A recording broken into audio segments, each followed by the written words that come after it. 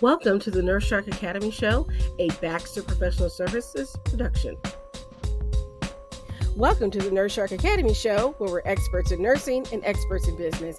I'm Tina Baxter, your host.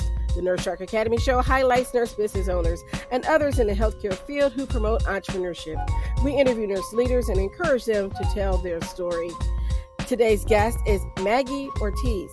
And today's episode, how one nurse's passion for advocacy led her to the legal profession. Remembering everyone who served and honoring all those that we've lost on this Veterans Day. From Baxter Professional Services and the Nurse Shark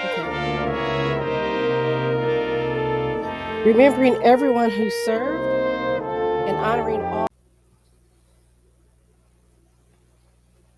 Welcome to the Nurse Shark Academy Show. I'm Tina Baxter, your host. The Nurse Shark Academy Show highlights nurse business owners and others in the healthcare field who promote entrepreneurship. We interview nurse leaders and encourage them to tell their story. Our mission is for you to own your seat at the table of nurse entrepreneurship, gaining the confidence, skills, and freedom to live your life on your own terms. You will dream big and expand your consciousness as an entrepreneur. Join us and support these wonderful nurse entrepreneurs and leaders. Today's guest is Maggie Ortiz, and she's with Advocates for Nurses out of Austin, Texas. Maggie has been a nurse for 24 years, starting with her associate's degree in nursing. She worked in the ICU and various hospital specialties, excluding, she happens to know, labor and delivery. She's also driven by her passion for nurse advocacy. So she transitioned from a standing emergency room to a role as a board investigator within an agency. And now she is pursuing her law degree to enhance her ability to support and affect meaningful changes for nurses. So I want to welcome you to the show, Maggie. And our first question is, how did you become a nurse? Well, I'd love to tell that story. So I just want to clarify, I was within an agency. I'm not currently within an agency. So I've been a nurse for 24 years.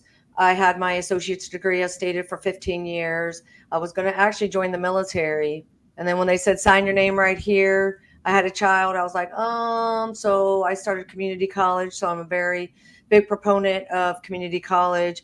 I then moved on after about 15 years. I started in the ICU. I did have the opportunity to do a nurse residency program, which I highly suggest, and I love nurse residency. Moved throughout the hospital, like I said, everywhere but labor and delivery, and that was by choice. Screaming mom and a baby, no, I'm out. But ICU, ER, pre-op, PACU, endo, IR, cath lab, EP, structural heart. I did do some freestanding emergency room, travel agency, local. So that's pretty much my experience. After about 15 years, I did transition to a board of nursing. I went to national training. I learned how to investigate. I became very intimate with the rules and regulations that dictate our practice. It doesn't matter what state you're in. I did come back to my state, and then I had to become very intimate with my own rules and regulations, and then use the disciplinary matrix to learn how to apply that to sanction a nurse. I only stayed for a short period of time. I didn't feel like we were being extended due process. I started studying up on administrative law and what that meant. So roughly almost a decade ago, I did cross over like yourself and become a legal nurse. A legal nurse reached out to me to look at a case as an expert. So I became a civil expert. Again, continuing on this journey. And then I started helping nurses and their legal teams when they're under investigation. So now I only do administrative cases, helping nurses and their legal teams when they're under investigation, and then providing the bedside nurse with education. Because like I do as a legal nurse, one of the first things that's going to be subpoenaed will be the medical record. And if it's not documented, it's not done, right, nurse? And then if the documentation is poor, it just doesn't reflect very well. It just sets a bad stage. So that's the long and short. Like you said, I am pursuing my law degree. I actually test next Tuesday because I do feel so driven to make change. And I think as an RN-JD is I don't really have a choice. So that's the route I'm pursuing. Awesome. So let's back up a little bit. because I wanted this to for our listeners that may are have just started nursing school or considering nursing school. I wanted to go back to your choice of attending a community college. I am a big proponent of community colleges as well. I think if that is an option available to you and you want to use it to transition to a baccalaureate degree, I think that is a perfectly legitimate option. And I'm a big supporter of that. But it's interesting that you chose that route. What made you choose that route? Well, I mean, in all honesty, I didn't think I was smart enough, quite honestly. My sister was a genius, I was not. And so I didn't take the SAT, I didn't take the ACT because I was going to join the Air Force. So I just didn't feel like I was smart enough. I now know that not to be true. And anyone who's listening, I hope that you realize that is not true. So it was easy access to education. So it was a step in. They oftentimes will do like a basic assessment, because again, I had not done the standardized test, the ACT or the SAT, which a lot of these big universities would have required me to take for entrance. They Yes. did a basic I don't you probably know what the test is. They did do some kind of basic evaluation, and I did have to take like in like maybe it was the class, and again, it's been a hot minute ago because I've been practicing for almost 25 years. This would have been 25, 28 years ago, maybe now. Um, but maybe it was the class before the algebra, or it was the class before the English that I had to take maybe an additional little class. But it was a great opportunity, and don't let that be a deterrent to you at all. Yeah. In Indiana, I know right now it's called the TEAS test that they have to take to get in. I don't know what it was then. Um, but when I went to school in high school, you had two tracks. You had college ready, or you had some sort of technical track. And so if you were college ready, you had to take certain classes, and one of these you had to do was take your SATs and your ACT. You you were actually not allowed to take certain classes because they were considered technical classes. So in the secretarial school, that's where they teach you how to type. So this is back when you had to type on a typewriter. And I had to petition the school to allow me to take typing because I wanted to learn how to type my own papers because I'm going to college. My mom's not going with me. She types all my papers. My mom, you know, and I said, and they're like, well, you could pay someone.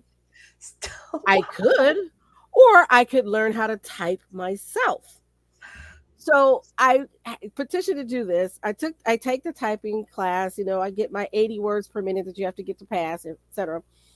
For those of you who don't know, that's impressive. That's Yes. impressive, folks. That's very impressive. Yes, Just in so you order to know. pass, you had to get 80 words per minute because, again, this is a technical program. So they want you to be a proficient secretary when you leave, right? I do all this, and then the world changes, and everything goes to computers, electronics, and all your documentations on the computer, right? And I have nurses and doctors that work with me, and they're like, why don't you just dictate your notes in the Dragon? And I was like, I can type faster than I can talk. Because I took typing, and one of the tests you had to take was on a manual typewriter, not even the Selectric, the ones that you go Right? too Yeah. fast. Yeah, no, it was a manual typewriter, and you had to type for so long, and you could only make like I don't know, like 5 or 10 mistakes. And so with those, you're like clunk, clunk, clunk, clunk, clunk. Yes, and then mistakes. People don't realize nowadays that autocorrect automatically corrects that for you Yes. oftentimes, and that you're not going to have to go back to correct that. So that's again pretty impressive. So I say that to say, you may not start where you may think that you're not in a good starting in a good place, Amen. right? But the important thing is that you started. And I always tell my students, I say, hey, look, if you're going to start in the CNA program, great. Work in the CNA program, learn how to be a CNA, do that well. Come back, see me a year later. Let's get you in the QMA program. We'll teach you about the medications, and I'll teach you how to stay safe and what to do to document and to know your scope of practice. So if the nurse asks you to do something outside of your scope of practice, you go back to her and say, this is my scope of practice. I cannot give this medication. You have to give this medication because you're the nurse. And then use that as a springboard to go into the medical field wherever you want to go. So I applaud you just getting started. There's so many people that already count themselves out before they get started. Well, and let me just chime in as well. So I get reached out to all the time because, again, I'm not a lawyer, I'm just a nurse, but I was trained within an agency and ask me, so I had a misdemeanor or, something happened prior in my life, I can't go to nursing school. That is not true. That is absolutely not true. Please, please do not think that that's a deterrent. Yes, will you have to disclose that? You will. But more often than not, the board has a process, unless it's a felony, but even some felonies, but unless it rises to the level of a felony, please, again, do not let that be a deterrent. Let the board decide whether that you do meet the criteria to go to nursing school, because what you did at 18, 19, 20, and now stop, don't do that to yourself. And unfortunately, I think a lot of our nursing boards aren't really forward thinking. Like, for example, in Indiana, there was a big lawsuit. They got sued, and of course they lost, where the state board was telling nurses who were in the diversion program, right, that they were there for their recovery. They were taking medication assisted treatment, and they were telling them they have to come off that medication because they were abstinent only, and they were putting nurses in jeopardy of relapse because of that stance. And it's because they have nurses that are on these boards that may not have worked in that specialty area, may not be up on the new technology, new things. And so they're just so black and white in what they see. And I'm so proud of that nurse who took it all the way up there. I do know this case. And so, because it does fall under what they consider ADA, because Yes. some of these entities are sovereign, and I'm not going to get into all the woods, but some of why I'm here, nurses, I'm trying to do stuff in the backdrop that you may not know about, but it has to be very specific. And so this nurse did take it all the way up. And so, yes, and I do believe it was around, are you talking about the Suboxone? Where Yes. now they're allowed to take, Suboxone. And I know some of those nuances are still, the last time I checked, again, my bandwidth is only so big, because now the board has to adopt rules and regulations, or that a governing agency around that and around monitoring. Because if the stuff that you're referencing, the board doesn't regulate that, it's handed over to an independent agency. My state is called Texas Peer Assistance Program Resource. Mm-hmm. But each state has their own independent, it's funded independently, but then they're going to have to figure out the monitoring piece of that as far as the nurse. So yes, we need to, let's look at cannabis. I see, nurses reached out to me, are you here? And I'm sure it's all over the nation, where a nurse lives in a state where it's recreationally legal and medicinally legal. And especially like these, no disrespect, but the baby nurses, the newer nurses, they go for their pre-employment and or even with CBD, because there's no way to discriminate either one of these out, even on a hair follicle test. And then they test positive for, THC, and then they are disciplined, they're looked at, and then, but that's the state says one thing, but then there's federal regulation. And so again, I'm going to also go back to, you have to know the rules and regulations that dictate your professional license. But I do believe that boards need to get on board with some of the stuff. The National Council for State Boards of Nursing needs to put out some position statements or some guidelines, because they set the guidelines for each state to adopt their own rules and regulations and how they want to govern their providers, licensee holders. It's really different depending on the state that you're in. And I noticed there's a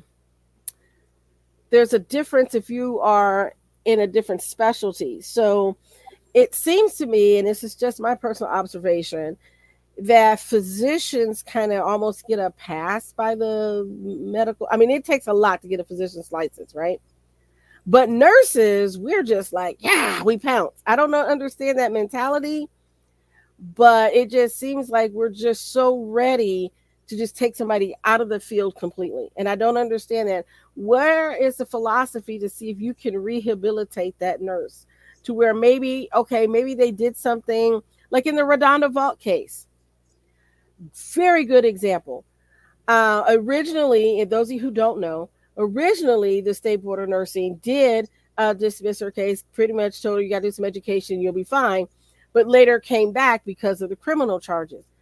My question is, why are we so quick to pass judgment on one another as nurses? So part of the problem is as well is that we don't even hold professional liability insurance. Do you think that, do you know one physician who doesn't hold professional liability insurance? So some of it even for optics, when a physician stands there in front of a board or they have their attorney respond versus a nurse who doesn't, and let's just say 50-50 for all intents and purposes, 50% do, 50% don't. The 50% that don't, again, for optics, I have seen across the nation, and it's a common sense argument, how they treat a lawyer versus they do a nurse is going to be very different. But even what the attorney will allow the nurse to say or allow the nurse will be different than what the nurse will independently respond on their own. Physician, I'm going to say 99.9% of them. And I do think it's required. And I don't want to speak out of turn because I don't know this 100%. But again, another common sense logical argument, because they're an LIP, they have to have some form of professional liability insurance. I don't believe that, I mean, they can, but it's probably not a wise decision to make. Right. But they do. But to your point, why do we eat our own? Why do we throw each other under the bus? I am uncertain. Now, in Redonda's case, I think as an organization, they threw her under a bus. That's the bigger picture. It's Yes. not one independent nurse, but she became that scapegoat for that organization.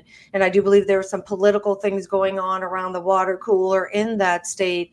And because why was it picked up criminally? Why was it picked up criminally? That's just my opinion. There'll be, plenty of people, and I've heard this from my people because we're in the legal nurse world. So there are plenty of legal nurses who do think that it did rise to criminal conduct. I do not believe it to be that.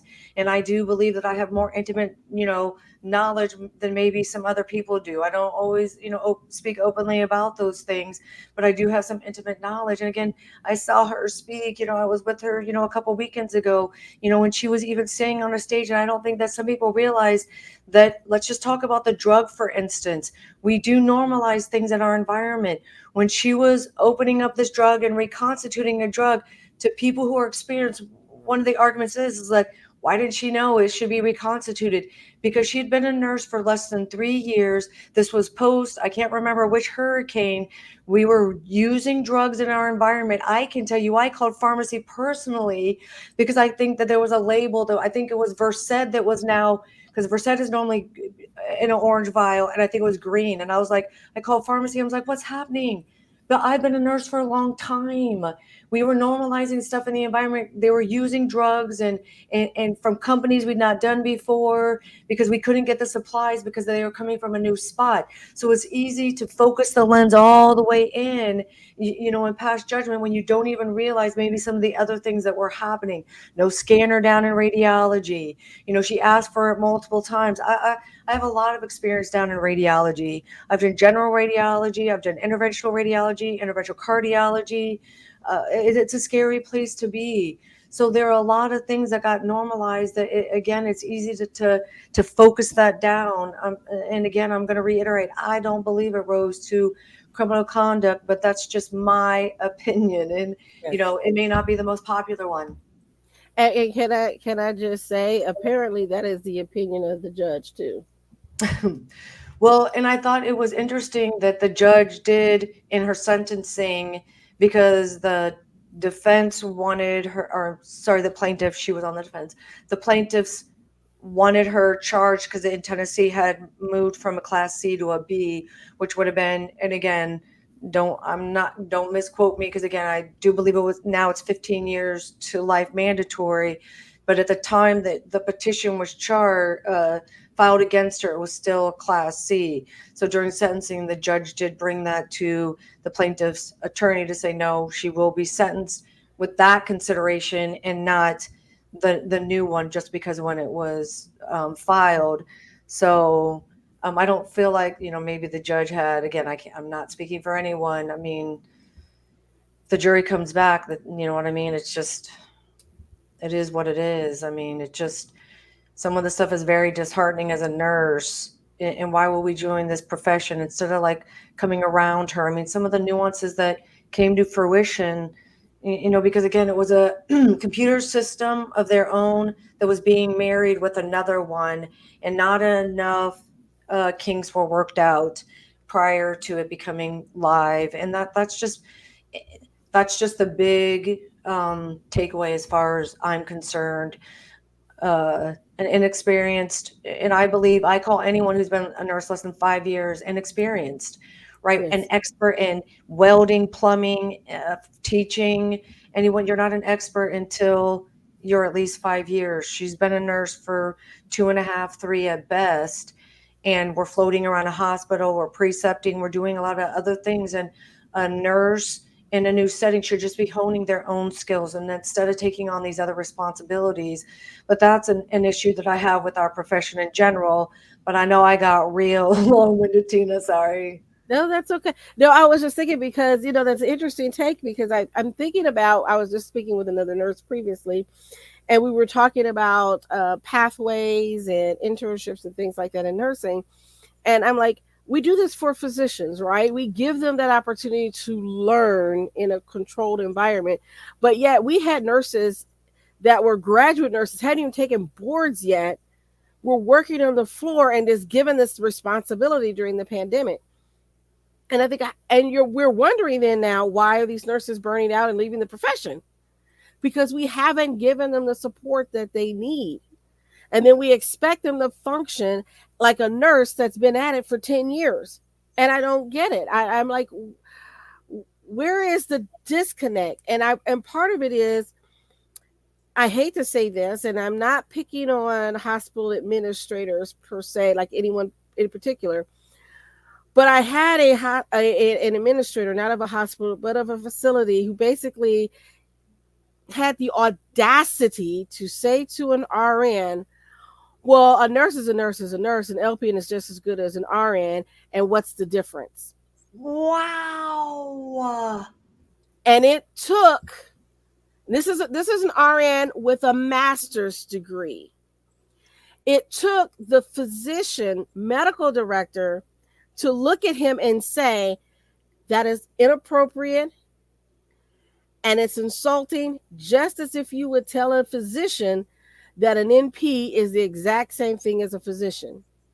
And I can tell you, as an NP, we are not. And I'm proud to be a nurse practitioner. Yeah. And not a physician. I chose nursing over medicine for a reason. But I digress. But this is the mentality that you have in hospital administration, who may or may not have any medical knowledge whatsoever. All they know are numbers and figures, and they know how to stay the budget so they can get their bonus. And that's what they know. And unfortunately, and I hate to break it to them, so unfortunately, that can lead to criminal conduct for them because they do not hold a professional license. And I would love to tell you that I've never seen that, but I mean, before we got on, we kind of were talking about some things. And if you don't hold a professional license, that doesn't absolve you of the vulnerable people, the populations, because you do have a degree in something, and you will be held to that education, training, and knowledge.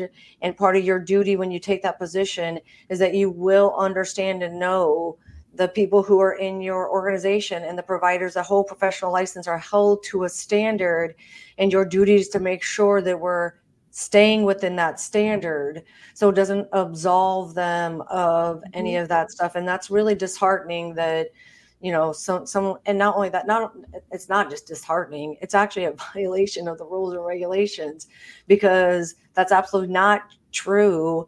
And one of the things, even under the decision-making framework, was something that I reference all the time, that's on the National Council for State Boards of Nursing, and then I was taught to use in the investigative process. And it's a simple, 1 through 6 or 7, and the nurse administrator and the administrator are supposed to know about this, and a nurse cannot accept a duty, a responsibility, if they do not have the education, training, and knowledge. And it specifically says that in there, and I am quoting that, and it is their duty, and I am using the word duty, and like I do, like as a legal nurse, the word duty, whoo, whoo, that is loaded. And once you become a nurse and you have a degree, and then you choose to be licensed in a state, you have no idea what you just did.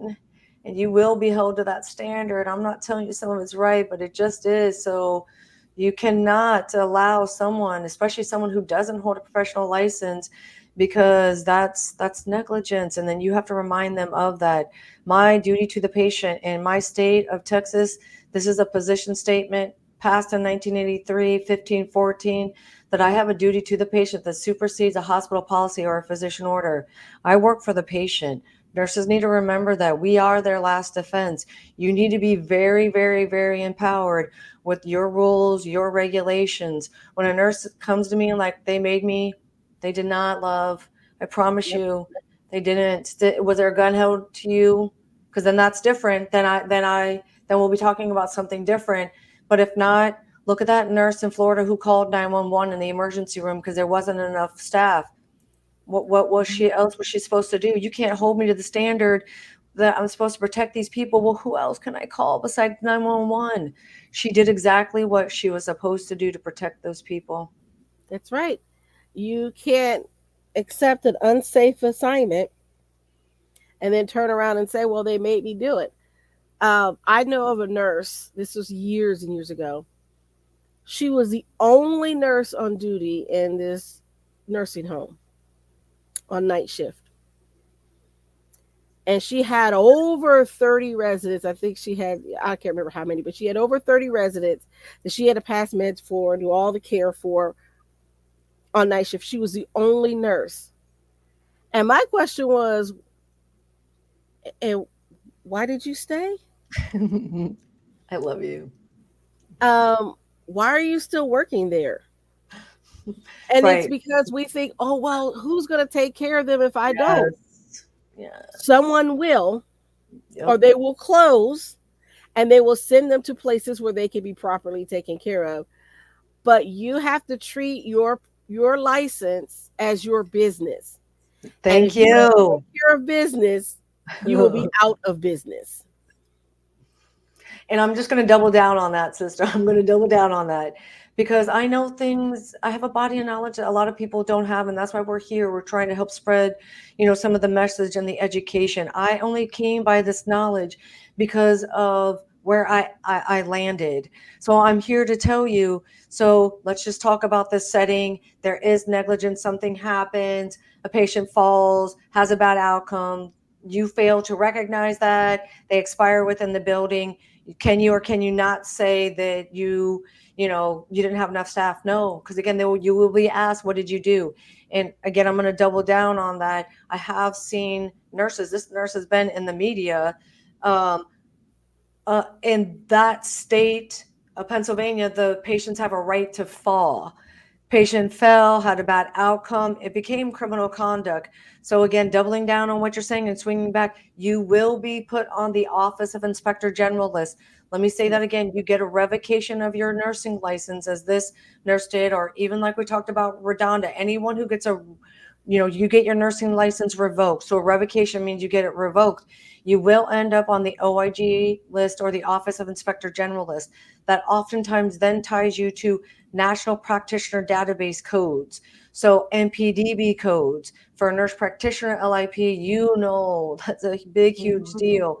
That's tied to reimbursement for CMS, for anyone, for professional liability. And I don't want to bore anyone with these details, but look up any nurse, open up that pamphlet, that newsletter, whatever you get sent every quarter with nurses, the list of nurses who've been disciplined. Go now, then look them up on Nurses. Click on their agreed orders, because yes, they are there on Nurses. Some of us call it the wall of shame that never goes away for life. That's NURSYS. That is where those will land. And then look up and see what MPDB code is listed under. Go to the drop down. If that's patient abuse, neglect, Tina, you know, like I do, even if you do get to hold on to your license, where do you think you're going to work? Maybe corrections. Probably even not, because there are vulnerable. Actually, corrections is Mhm. considered a vulnerable population. So Yeah. more often than not, nurses have to work at a place that doesn't take insurance or doesn't have a vulnerable population. If you're on the Office of Inspector General list, you can't even walk into a nursing home and volunteer. Let me say that again, because that's Mhm. an at-risk population. A daycare, a nursing home, because they have elder law that protects them, right? And a lot of Yes. us don't know these nuances. And so, point being, what do we keep saying? Tina already said, your license is your business. So Yes. please lock that down. Protect yourself. No one will protect it like you do. And I will say again, professional liability insurance. Please do yourself a favor and call your home insurance company, your car insurance, and say, do you underwrite for professional liability insurance? That's question number one. Question number two, I want you to ask them, do you underwrite for an expert nurse? Now, Tina said that she was a nurse practitioner. More often than not, these organizations, they do underwrite for an LIP, so a licensed Mhm. independent practitioner. That's what an NP is. That's what an MD is. An RN is not an LIP. An RN and LPN is not. So you need to ask them, do you underwrite for an RN or an LPN for a non-LIP? If they do not underwrite for that and you are a non-LIP, then you need to move on to a different company and you need to find a company that does underwrite, because if you want me, or if a law firm reaches out to me or to Tina as an expert and you don't have the underwriting for that, you then will have to forfeit the money. You'll have to come up with the money to pay the law firm, to pay for the expert to review your case. And that could be anywhere from $300 to $1,000 an hour, depending on your specialty and your modality.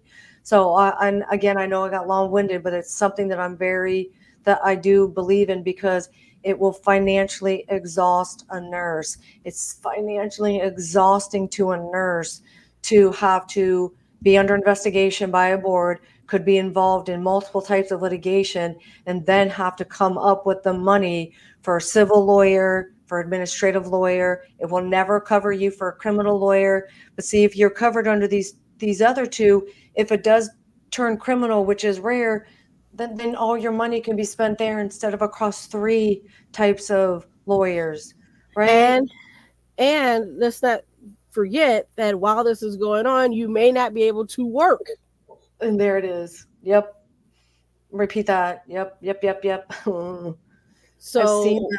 I've seen that. And then they're sleeping in their cars. They're calling me. I can hear their kids, right? And it's devastating. It just breaks my heart. Again, why I created advocates for nurses, because you know what? I don't want for you that. So please get yourself professional liability insurance. Document. Stop normalizing taking unsafe assignments. You know, all the things that we keep talking about. Please heed our advice. hmm I have to say, when I was an RN, I always had my own insurance. And in fact, I even had a policy as a nursing assistant Oh, Be- yeah. because There you go. I did not trust the facilities that I worked for Yep. at all. Good I for knew you. I was going to be the one thrown under the bus. And so I always, and you can get a policy for less than $100 as a nurse.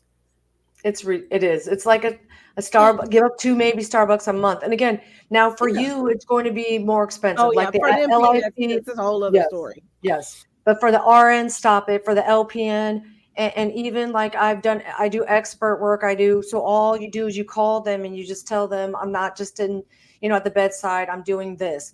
Now, if you work in labor and delivery, a place where that type of litigation is like for 20 years, your insurance may be just a little bit more depending on, your specialty. But just like you're Yes. saying, it's beyond reasonable. And I do believe you can write that off for your Yes. for taxes. And hmm Tina knows all about the business stuff. So Yes. That is something you can write off. And I I look at it this way. If you get insurance for your car, why on earth would you not have insurance for your livelihood and your profession? That just makes sense to me. And also get an umbrella policy. But anyway, we'll go on from there. And again, I am not an attorney, nor am No. I a financial advisor, but I know attorneys and I know financial advisors, and I guarantee you, as a nurse, you want to get to know one of each, Oh my gosh, yes. and a great CPA. Trust me on this. It will save you so much hassle. I have a brand new nurse now who's struggling to get a job. She wants to stay in labor and delivery. Has worked there as a tech for 5 years. They won't hire her in her department because, well, you don't have enough experience as a nurse. Okay. But she's bound to this hospital because the system, because she got money for them to go to school. But now she can't get hired anywhere in that system. And I said, there's two things I would say to this. First off, look for a job elsewhere outside of that system. And second of all, get an attorney, because they're going to hold you to something and they're not even giving you an interview. That's unacceptable. That's unacceptable. And the other Mm-hmm. thing is that they're not even willing to. So let's just back it up. So to me, again, I've never done labor and delivery, but when I started in the ICU, I didn't start right into the unit. I started step down, right? Mm-hmm. I started the back hall. It was step down. So why couldn't they start her in like a postpartum? You know Yep. what I mean? And then transition her over. I don't think that that's unreasonable for her to see, to recover some of the moms, manage that, because then Yep. now Put you her in mother understand baby. Mm-hmm. yes. And again, I don't even know some of these words, but why, again, why would they do that? If a nurse already tell you she spent 5 years in a unit, not only that, do you know what kind of gift she is to that unit? She knows Wait, nuances that other they, nurses don't they even know. put her in a commercial for the hospital system. Oh, stop it. Yeah. Yes. I don't understand why we do this. I just don't understand. Because Mm-hmm. then again, what she's going to leave. She's going to leave and she would have just stayed there. Why? And again, Yes. why? You have too many labor and delivery nurses. Okay, so then just tell me that. You know what? We don't have an opening right now, but let's get you in, Mm-hmm. mother baby, whatever it is, the nursery. But and then we'll transition you. We'll do some things, but just outside, tell her no, no, I don't blame you. Yeah. I was just floored by this whole thing. But and then we're crying about there's a nursing shortage. I just don't get it. I'm like, I would have look, if I had somebody that I knew had been working for us for 5 years, was planning on staying here, wanted to retire from this place, has done That's multiple things in rare. her life, I would Rare. have That's found a place for rare. her. I would have been like, look, we can't get you an L&D right now, but I'm going to put you over here. We're going to work towards that. I'm going to put What's you your on second P. I'm choice? going to do whatever. What Yeah. is your second choice? What can I, and you will be on the first to come over here. What is your second choice? I am so sorry, but Mm-hmm. I value you and I want you to stay. That to me is a sign of poor leadership. Mm-hmm. Yes. And I know this person personally, and I actually taught this person. So I'm No. like, you're not going to tell me this person doesn't know her stuff because I taught her twice. What, And I was like, you can't don't help get out of my program yourself. without knowing something. Well, and then she brings stuff to the table, but if you don't let her transition to that into practice, you know what I Yes. mean? No one's an expert. You have to take what you learn and then you need to be able to apply it. So for them even to make a judgment, I mean, I, like you, am a huge proponent. I was a student nurse tech for a year.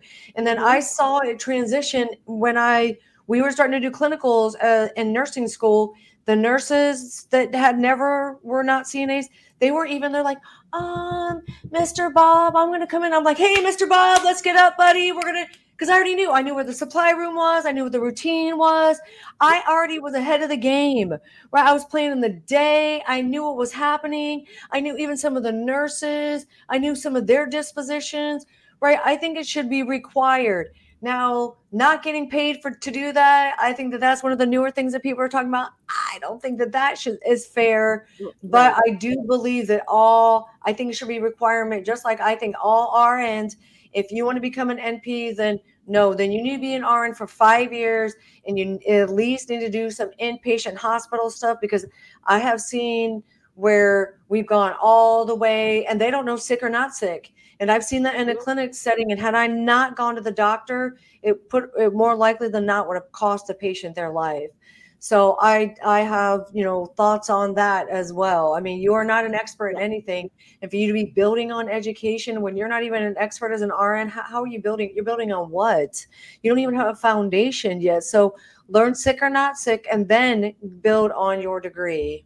Yes, I started out as a CNA, was a nurse tech on Amen. the floor. Um, Ended up becoming the staff nurse in psychiatry. Interesting enough. And the first day off of orientation, the next shift, I was charge nurse in psychiatry. Whoa.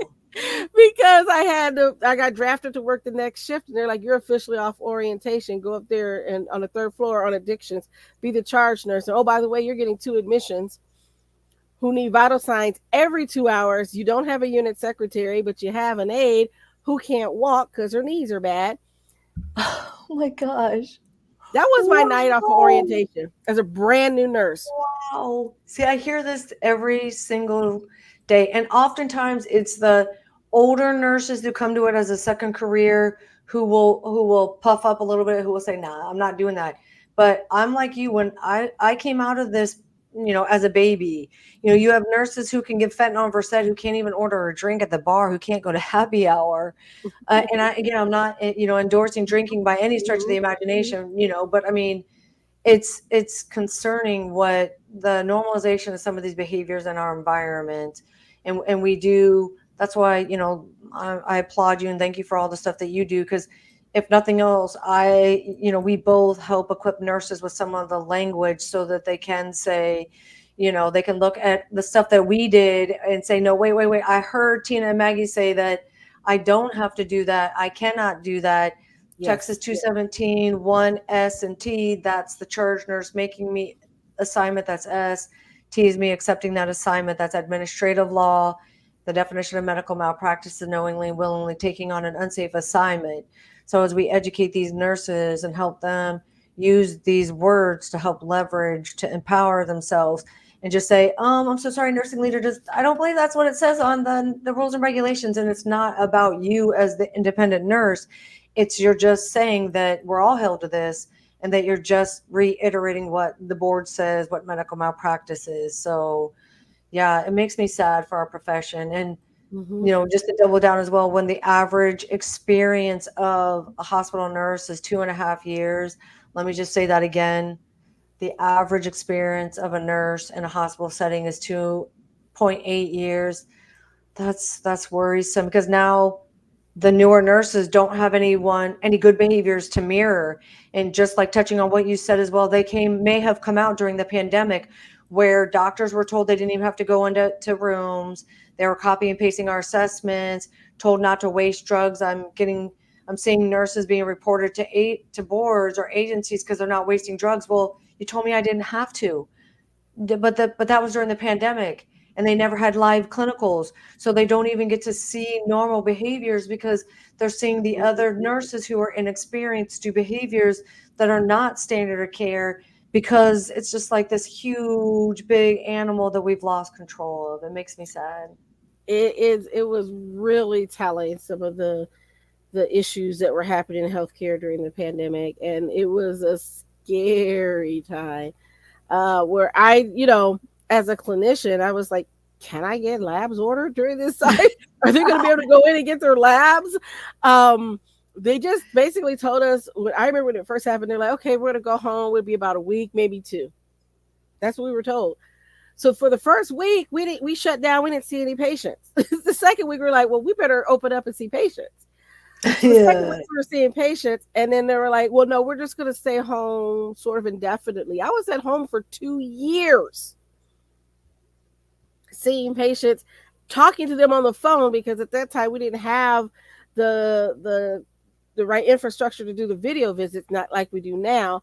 And in fact, in Indiana, there weren't even rules to allow us to do video visits, so they had to be created for the pandemic. Fortunately, they keep re-upping the rules. They haven't made them permanent as far as I know, but they keep re-upping it. And I'm like, Yeah. what is it gonna take for you to just make it permanent, okay? And leave us Well, with the so that's where, telemedicine. yeah, and that's where I feel like things like the, legislators coming together and meet under oftentimes what's like sunset, that can't be every decade, right? Because again, I Yes. mean, look at like AI and tech. I mean, we're not in a place where we're stagnant in science and tech. There's just a huge integration of that, and the regulation doesn't match that. And, am Mhm. I all about, we got to regulate, but we have to do some instance because it will protect the provider. Because again, just like you said, if there's nothing in place for you, Tina, the nurse practitioner, to do your Mhm. televisits, someone reports you, then what's there in place to protect you? But if there's some clear language that says, no, Tina's allowed to do telehealth, and here it is, 215, whatever it is in your state, then that does protect you. So we do need to really put pressure on some of our, lobbying agent, organizations like the ANA, each individual state, nurse practitioner Mhm. associations who lobby. They have huge lobbying power to get them to put some stuff in place. But that's where, Advocate Maggie as well, you as a nurse need to be making sure you're reaching out to your own representative and helping to champion, stuff in your own state. Definitely. I think that we, as nurses, we have to stop allowing other people to run the ship when it comes to our profession. We need to be the captain of the ship of our profession. Stop letting other people dictate what nursing is. And as a profession, we need to say, this is what a nurse is, this is what a nurse isn't. For the last 2+ decades that I've been working as a nurse, we are still fighting in Indiana litigation from licensed veterinarian technicians because they want to be called nurses.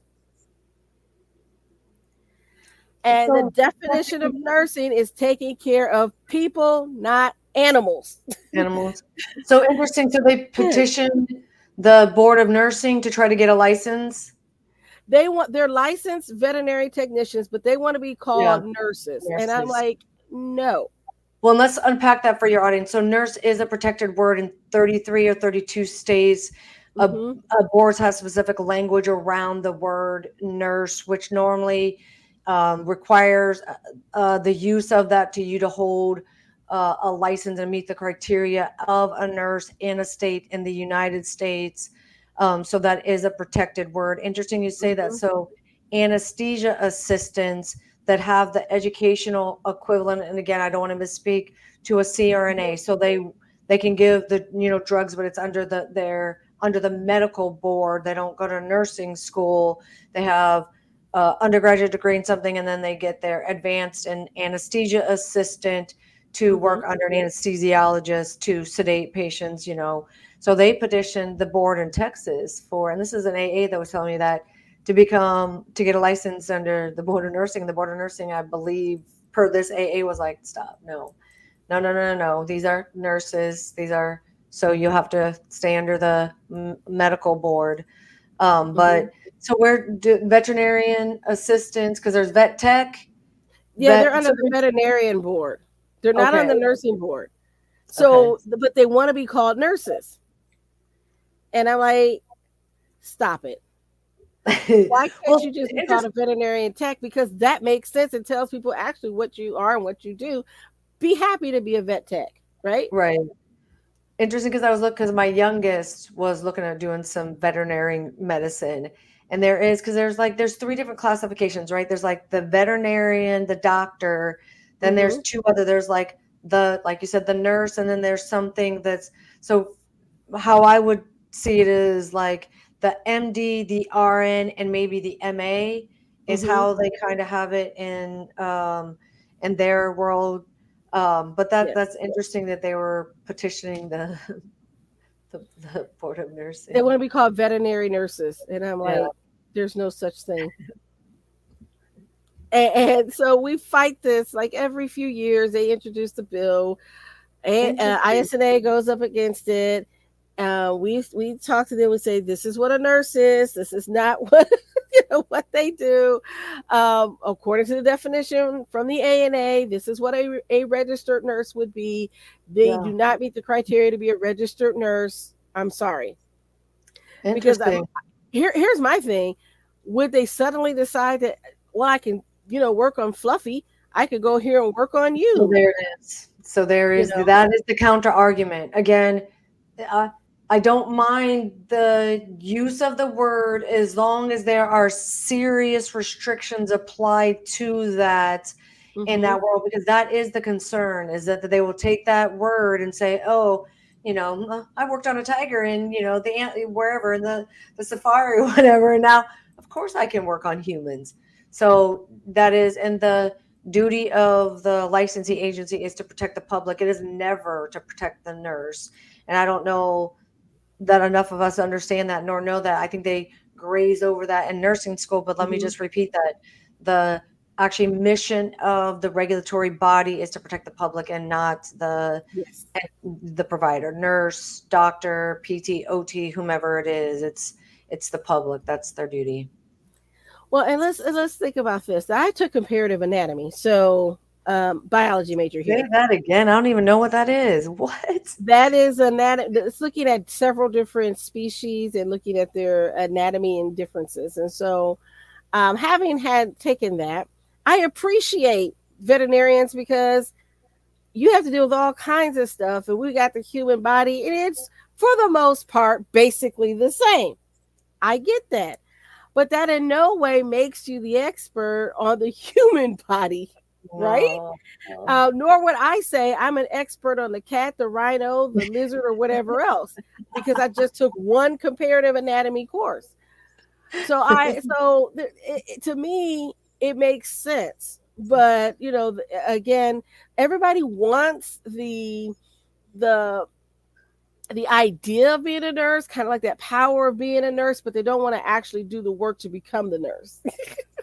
They want Oftentimes to that is actually deal with the true. nursing stuff. They just want to take the glamour of it, the glitz of it. Right.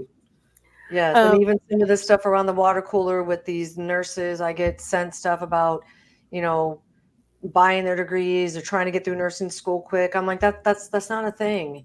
And you should take mhm. it very serious. That's not a thing, and you will be found out. Please believe me when I tell you, because some of these cases the FBI is involved. So, and I'll just leave it at that. So please believe me when I tell you The that if you Nightingale don't case get, in well, even Florida. on top of that, even after that, I just got tagged in some stuff on TikTok.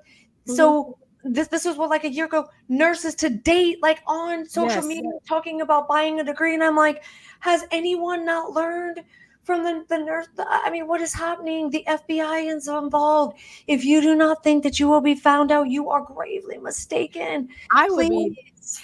terrified to go in a Oh nursing my program in gosh. Florida.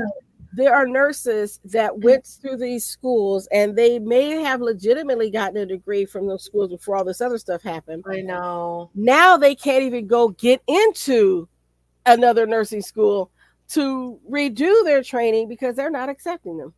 They won't let I them come in. know. That I is so sad. And so this is some of the stuff that are there nurses that did like write a check. Yes, I'm not going to, they're always bad apples. But just like you said, I do have some intimate knowledge of some of these nurses that, when if I showed up to a campus and I flew there and you showed me, I don't care if it was in a strip mall. So that means nothing to me. Mhm. It was accredited. I flew out there, I saw it. Yeah, I wrote you a check every single month and I did my ATIs and my HESIs and I did all that. I had no reason to believe that this was not legitimate, right? And Mhm. and again, why is it now that I am truly trying to, and I held an LPN before, and now that is being investigated because you supposedly bought a degree, and now your current licenses will be gone after. And now it's just it's an animal. Please, nurses, tell me if you don't think that you're not going to get caught up into the stuff. But again, like you said, I do have a bleeding heart for these other nurses, get yourself legal representation. You cannot wrangle this yourself. If it's No. criminal, then you have to get a criminal lawyer. If it's board of nursing, then you have to get a board of nursing attorney. And unfortunately, it's not like nursing. You don't have a compact license. As my understanding is, as an attorney, you have to be licensed in every single state. There are plenty of attorneys that are licensed in multiple states, but if you hold a license in many states, then and now many states are involved, then you will have to get legal representation in every single state. And let's double Mhm. down on what we were talking about earlier, the professional liability insurance. And that's where that right there would be coming into play for you as one of these nurses. So I do have a bleeding heart. And I've read, the deposition of, the nurse that's in prison for, running some of the schemes. I mean, it's all public record. And I Mhm. encourage nurses to, do some of this basic research, because you and I know once you cross over to do some legal stuff, your practice will change, your charting will change, Yes. things become way different. You walk into that hospital, that environment, and things are lit up that you had no idea about. You're like, wow, this got way, way different. And you may even move away from that job that you're at because you see things that you didn't see before, and you're like, nah, I'm out. I can't be here, because I don't want to be a one percenter, or the one chance, that the one out of what 999, like we always say, for like Mhm. birth control or whatever. I don't want to be that percent, you know what I mean? And now I have to stand in front of a board and put up my right hand, and I will be standing there alone, and I will be asked about what I did or did not do. It's so important, and I want to thank you for all the advocacy that you are doing. And I know you said you're planning on going into uh, uh, become a lawyer. So my question is, as we begin to wrap up here, because we are we are going, and we can talk for a long time. Um, so my last question is, if you had a piece of advice for a budding entrepreneur, nurses thinking about stepping out there, whether as a legal nurse consultant or even just to doing advocacy work as you do, what would that advice be? Sure. So I'm going to go back to the professional liability insurance, and you just let them know what you're doing. But then also, you have to get in contact with people like yourself. You have to make sure you reach out to a lawyer. So let's just say you want to be a holistic nurse. I think that's great. You want to be a functional medicine nurse. There's a difference between being an RN and an NP. Because if Yes. I go to one of these functional medicine, education programs, and you go to the same program, what you're able to do and what I'm able to do is very different. Yet they give out the same basic information, and that all the templates, you spend $5,000, $10,000 on this program. They give you all these forms and templates. You then have to tailor that to your scope of practice.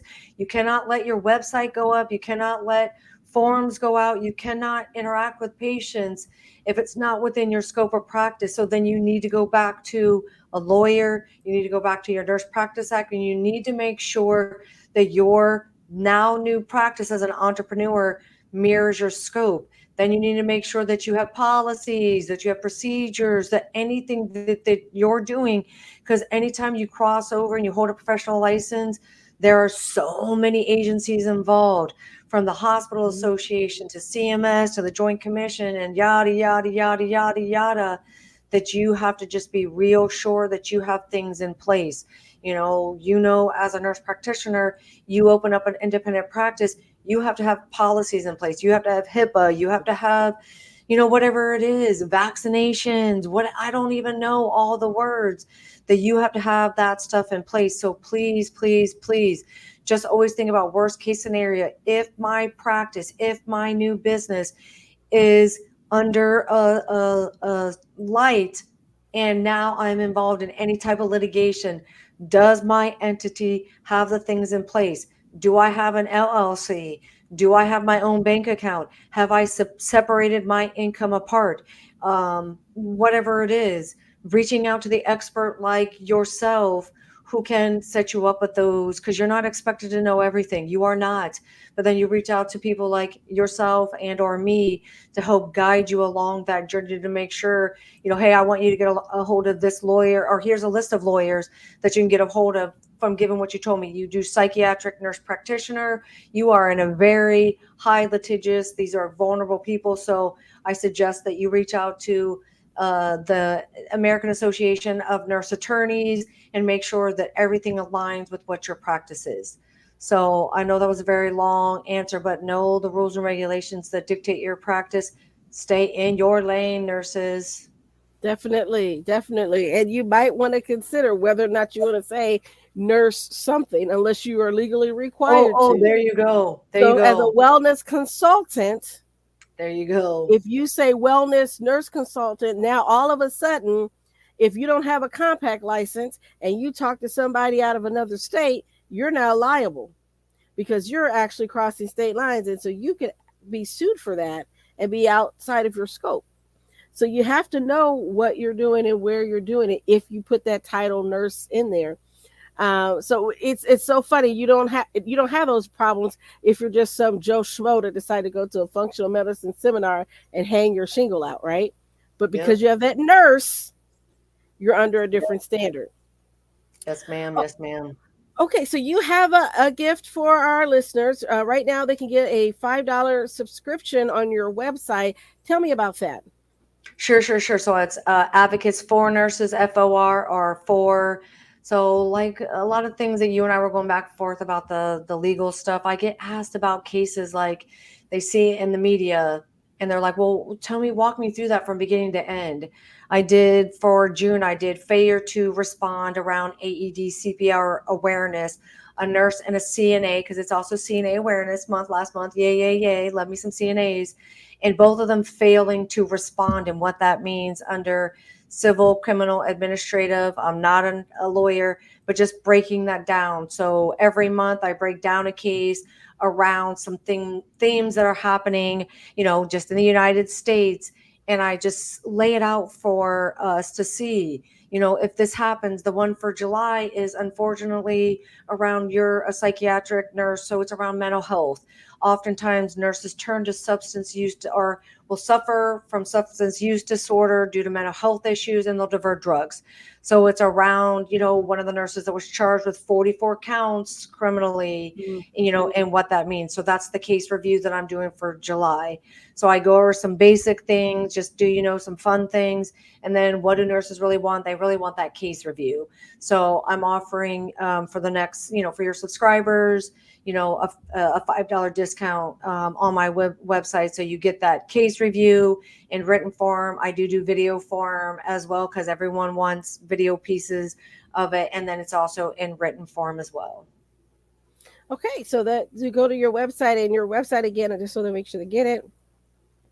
Is advocates, FOR. So it's advocates with an S, for either FOR or for nurses.com. And all my handles are all the same on all the social media platforms. I don't get crazy. It's all advocates for nurses. And I appreciate that. And I appreciate the listeners. And that's why, I love nurses. I do this because it's for education. I don't want a nurse to come back to me and they have orders. I would rather a nurse come back to me and say, my life has changed. I moved. I'm happier because of some of your educational resources. Well, I want to thank you for letting giving it to our listeners. And so, those either listening, all this information will also be listed in the show notes so that you can take a look at that there. I want to again thank you for your time.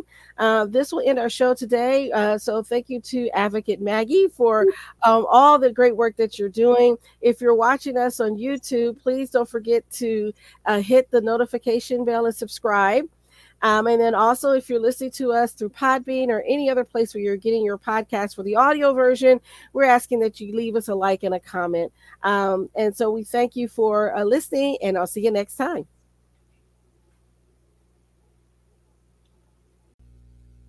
Nurses, are you burnt out, frustrated, looking for something new? Are you looking for more?